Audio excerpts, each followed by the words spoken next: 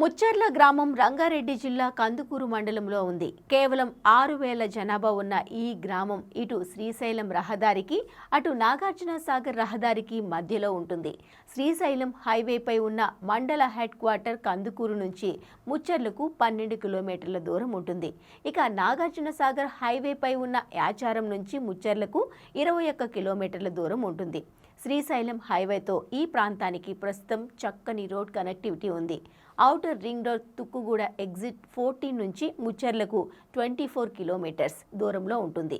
ఇక కొంగరాకల్లోని రంగారెడ్డి కలెక్టరేట్ నుంచి future city కేంద్ర బిందువు ముచ్చర్లకు 33 కిలోమీటర్లు, శంషాబాద్ ఎయిర్పోర్ట్ నుంచి ముచ్చర్లకు 30 కిలోమీటర్ల దూరం ఉంటుంది. అదే గచ్చిబౌలి ఔటర్ రింగ్ రోడ్ నుంచి ఫ్యూచర్ సిటీకి 60 కిలోమీటర్లు, అంటే ఓఆర్ఆర్ మీదుగా 40 నిమిషాల్లో చేరుకోవచ్చు. ముచ్చర్లలో ఫ్యూచర్ సిటీ ఎక్కడ వస్తోంది? ఫ్యూచర్ సిటీకి ఎలా వెళ్ళాలి? ఫ్యూచర్ సిటీ పరిసరాల్లో ఏ ప్రాంతాలున్నాయి?